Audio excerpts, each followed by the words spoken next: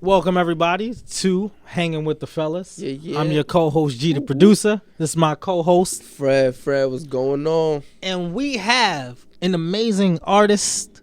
And you know, I shouldn't even be telling them. Please let them know who you are, please. What's up? I go by the name of Leff. Oh, that was hype. That's No, it's perfect. And good. listen, man. First of all, we love the new project. Thank you. Man, Thank you. that project was crazy, bro. I know. mean, just track after track after track, bro. Just flawless. I know it's Appreciate it. buzzing. Everybody is going crazy over it on the gram. Scan I'm some seeing good constant feedback. reposts. I love the love, right? We want to dive right into it. Let's do it. And the new project, tell everybody what the project's name is. It's called Paris and Maryland. Sorry, I'm taking a little sip break. Hey, I'm man, everybody liquid gets- courage. I'm in front of I'll a take one mug. with you. I'm in front of a celebrity. I need liquid Please. courage, baby.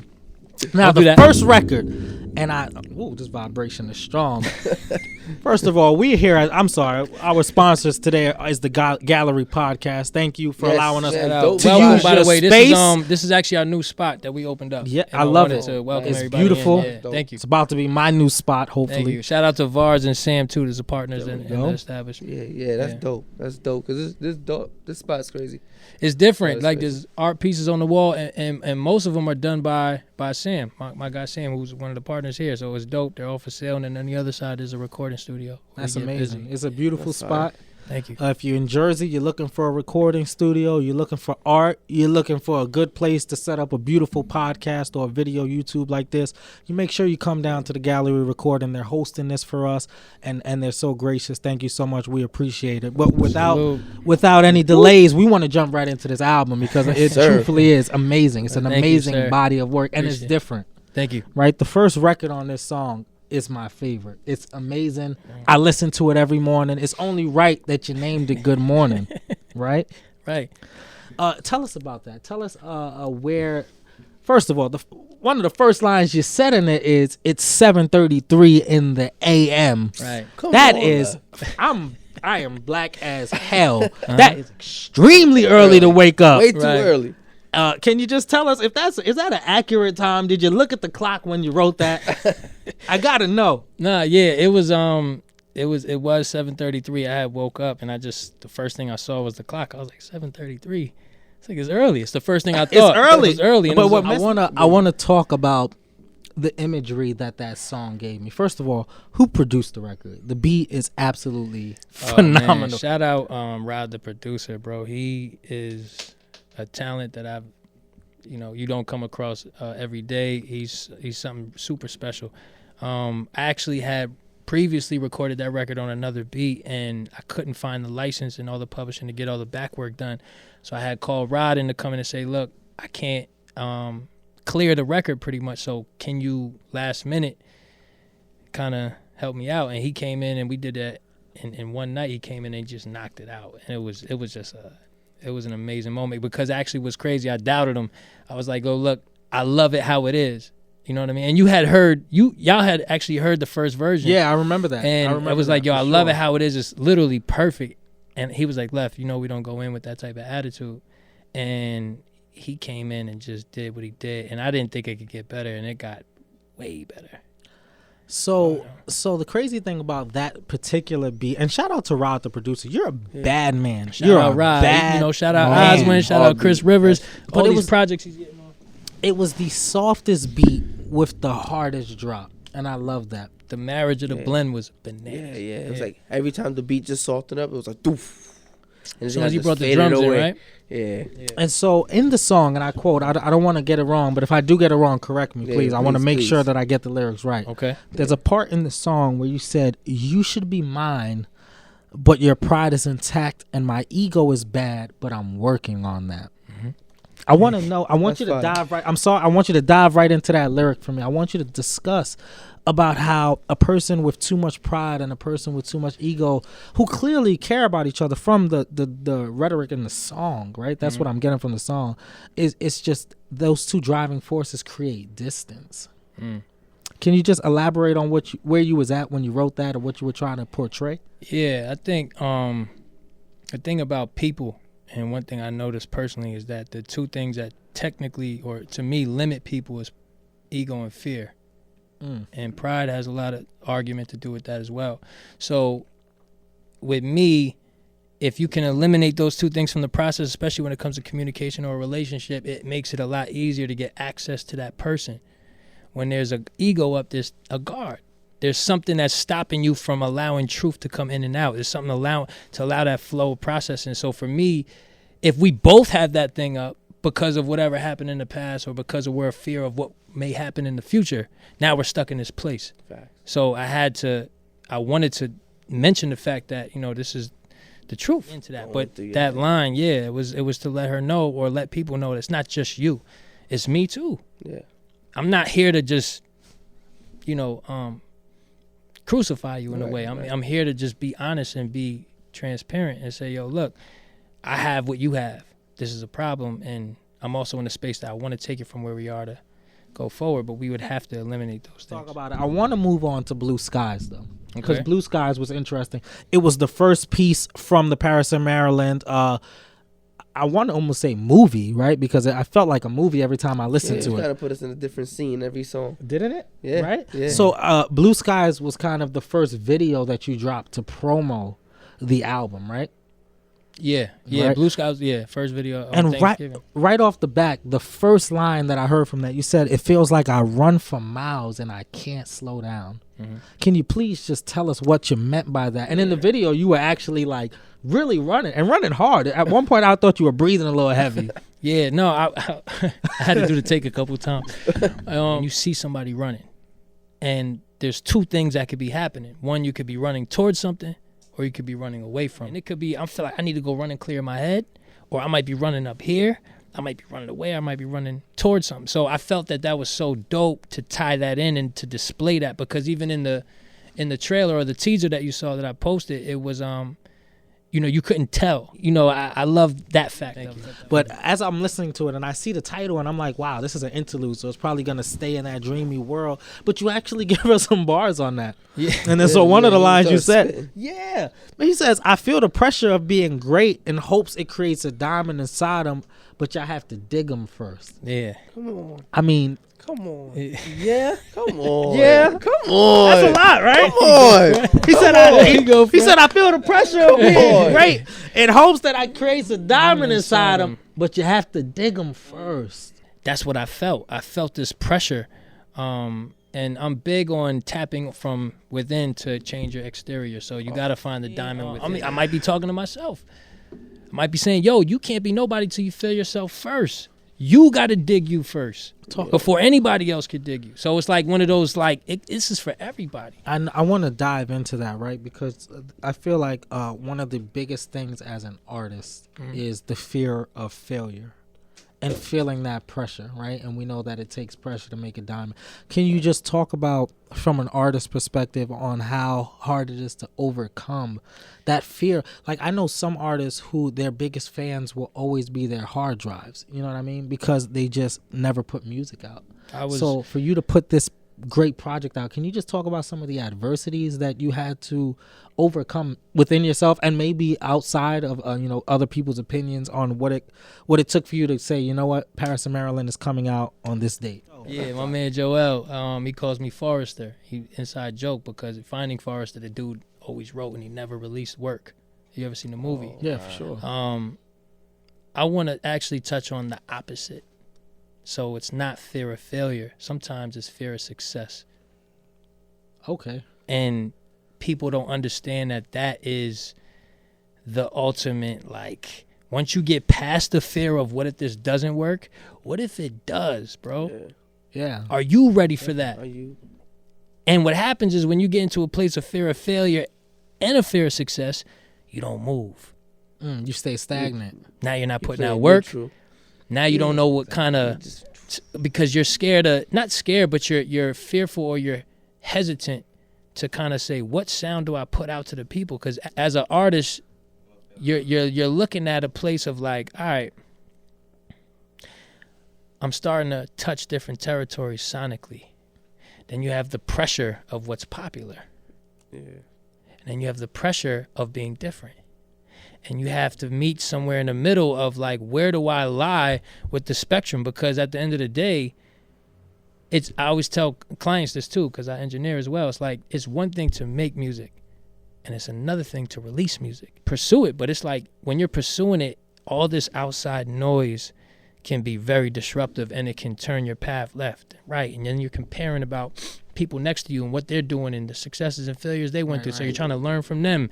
But what we have to understand is, as artists or as even brand ambassadors or whatever, that person has nothing to do with your path at all. You gotta give advice to some of our younger audience who's trying to come into the hip hop game regarding this subject and the anxiety and type of pressures of putting music out. What would you tell some of our younger audience? I tell them what people have told me: fail forward, and you, the real failure is not trying. And A to the Y is a song that it exemplifies communication to me.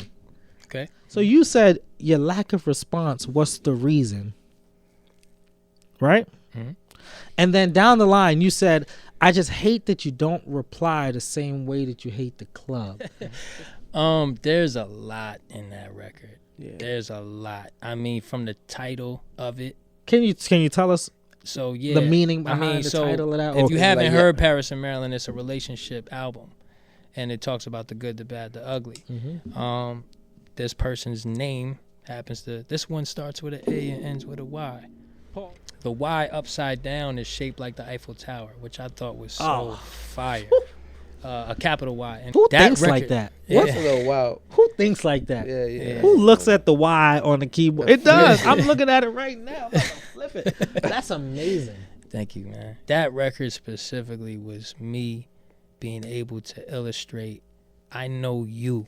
And you said your lack of response, what's the reason? Right. So I'm trying to ask questions, and I'm confused, and at the same time I'm putting things out there to expressing myself as music being therapy that triggered me. You know what I'm saying? So what's the reason? And even in that same record, it's like maybe you're talking to somebody else, maybe I'm in my head, you know, maybe you'll never hear this and I'm talking to myself. You know what was one of maybe it's this, maybe it's that, maybe it's this, but whatever, Yeah, right? Like, yeah. yeah. Oh, but again, when somebody's not giving you that access, sometimes people like me, I fuel it and channel it into something like this, but it's, you know, so I was like, all right, bet. So one thing that's so prominent these days, and I don't think people understand it, by the way, is Get You Out The Retrograde. So one thing that I loved about the record is the incorporation of whoever was singing on that record. Can you please tell us who was my girl Ray? Oh, the voice was beautiful. Yeah, Ray bodied that. Nah, Ray is super special. I love her to death. Ray, if you're watching this, I don't want to marry you. I just want to marry your voice. It was beautiful. Just the voice. Oh, she could sing. Just can't the voice. she? I mean, I was like, oh my God, Leff, don't even come back. Yeah, I was like, Ray, Leff, don't come back. she It added was like also the longest outro on the record. I On the album, that. pardon me. I wanted that. I had because again, I actually went to Ray's studio to record that because I had played her the album. Ray is cool with this person as well. So I played her the album and I said, I got something here. I got something special. I want you to be a part of it. Take your pick. I played her all the records. She's like, oh shit. Like, and she knows what's good. So she was like, damn, Leff, like, all right, like this retro. And she started singing like, you know, when you're around dope singers, they start riffing. Yeah, that's for sure. And I was like, yo, Ray. I respect her because she pursued music and she still does, but she's dope. a realist where That's it's amazing. like, I only do it if I feel it. She's like that. She's not really about the industry and trying to suffice people and stuff. So There was a line that you said, and it said, I was picking up a shift if you was working. Bro, that day. line right there, And he made me man. play That it back shit. about 4 times. I almost made him pull over so we could really dissect the whole song again. He was Like, trying to dissect that one line for I was like, bro, that's so hard. she used to serve tables. that's where I together. first met this person. Okay, So- all right. There goes a little context. Yeah. So this is a real person that you wrote this album about. This is a real person. That's amazing, right? You hear about these great songs like Caroline, or you hear what's the Bernadette record by the Four Tops. You know what I mean? You hear these Maria. You hear these great records inspired by these muses. What is it like to have your own personal I want to be muse? clear about that. I'm inspired by where I'm at the time. For this specific moment, what is it like? It actually makes it easy to have a direction on where the album is going, to be honest. because at this point it's not like I'm at the studio and I'm thinking like, oh, I gotta make an album about this. I had to really get these feelings out. Word. Right. I feel like this album specifically, it doesn't fit the mold of anything that's coming out. Working on this. How long did it take you to make Paris and Marilyn, to actually make it? Lyrics, going through the beat selection. It's a process when you're making something that that's not, you know what I mean? Like that's not out there and not a common sound. I was taking my time with it, and then in the process of writing it, I think I was also in the process of trying to fix shit. And, Yeah.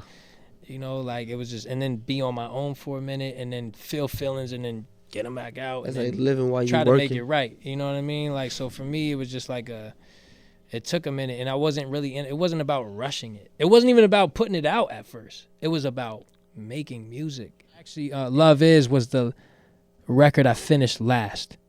Wow. If that makes sense. So even though it wasn't the last record, I had finished writing that because I didn't know how to close it. It took me the longest. When you Leff say was struggling. Yeah.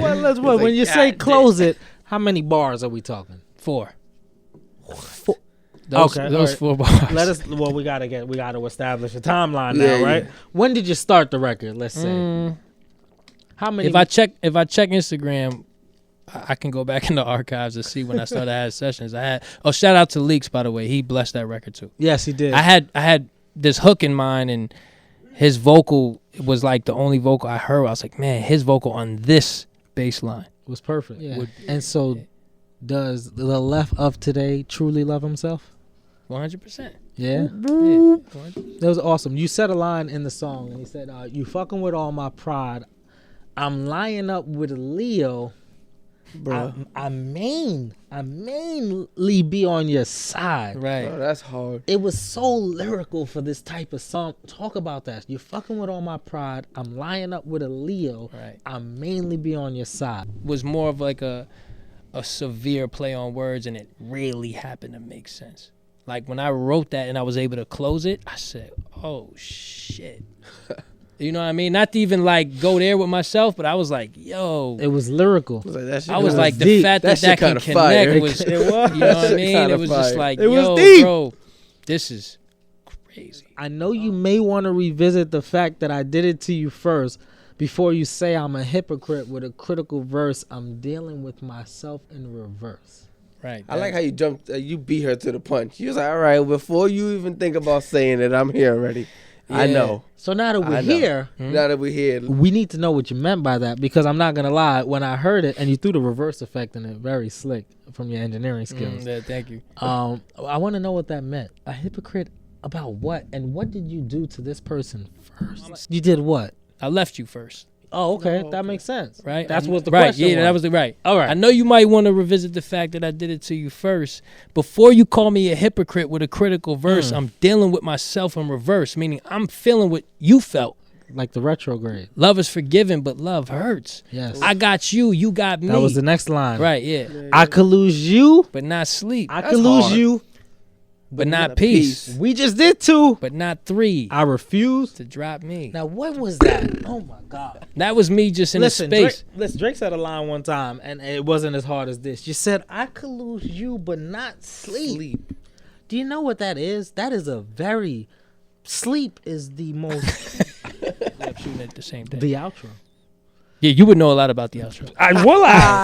Tell me, the first thing that jumped out to me about the outro, entitled "This Is How We Talk," was that beautiful Maxwell sample of a woman's work, and it's almost like as soon as you hear that high pitched Maxwell voice, the first movie you think about is Love and Basketball. I need to know.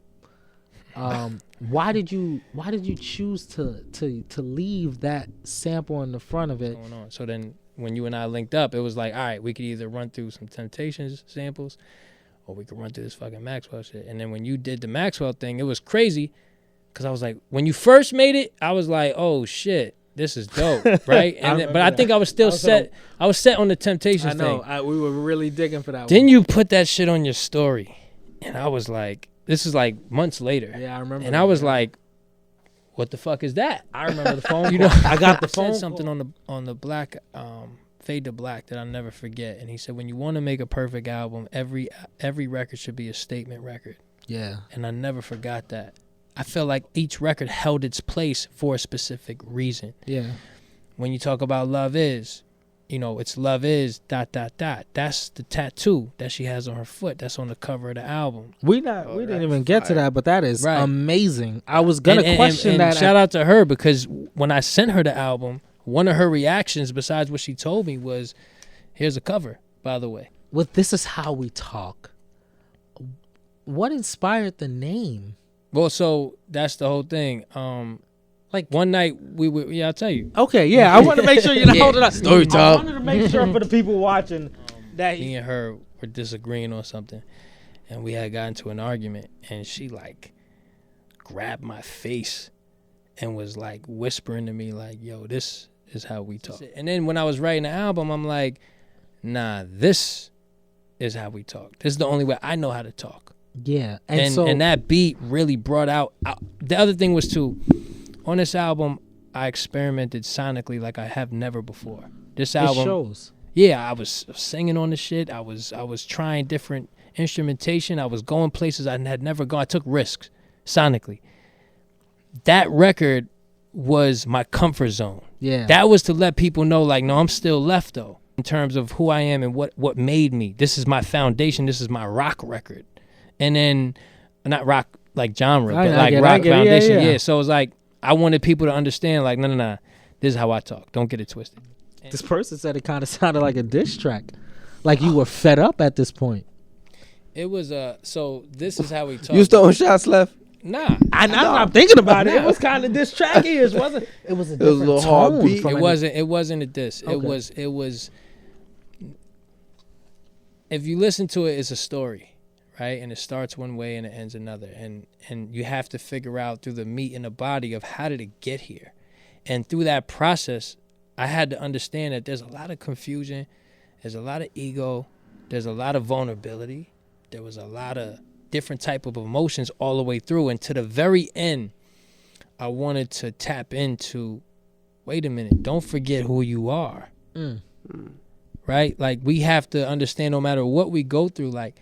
Bro, don't forget who you are first before you start losing yourself to somebody else with a person that you claim you might have become through the process, whatever the case is. But don't forget, because you can't go where you need to go without remembering who you are, in my opinion.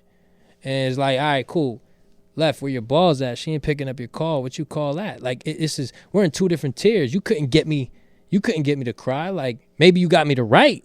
But you're not gonna get me to a point where I lose it. Yeah, like you're not gonna break me. Exactly. I felt like I lost myself a little bit, but through the process of losing, I found myself, and that's what I want people to tie in. That's also like when you're saying like you don't lose sleep, you don't lose peace. It's like you're gonna get me to that point, but you're not gonna break me. You said that you had her clear the album, and when she cleared it, she sent back the picture that became the cover, and said, This is the cover essentially. It's a picture with the tattoo that says "Love Is" with the Jameson bottle. Right. Appears to be on some sort of sand, right? So maybe a beach or something like that. I would assume so. All right. I know, right? It's hard to tell. It was all purple. I never see purple sand, but it was grainy. The so I couldn't tell. Representing the nighttime. No, I get it. I'm just. I want to touch on what exactly is Paris and Marilyn. Like, where did the title of the album come from? What is there going to be a Hong Kong and New York? Like, what's, like, what was Paris and Marilyn? What was the significance? Why did you call the album that? No, let's go. So she was in Maryland at the time that we resurfaced this scenario, right? Yeah. And her bed sheets had all Eiffel Towers all over the bed sheets. Wow. Like these small, the design was just all these Eiffel Towers. And to me, Paris represents love and the Eiffel Tower thing. And if you break down the word Maryland, it's Maryland. So the irony that these Eiffel Towers are all on her bed, that's why I said these Paris sheets, I'll never forget them. Put your face in the pillowcase, can tell that you bet them. I know that you. Like when I was in that space, yeah. You gonna give us bars too? No, I'm just saying, like I'm just explaining it. So it's like those Paris sheets, I'll never forget them. You make love on Paris sheets in Maryland. the irony to me was dope. That's amazing. You know That's what I mean? Something To that we really- would have never yeah. guessed.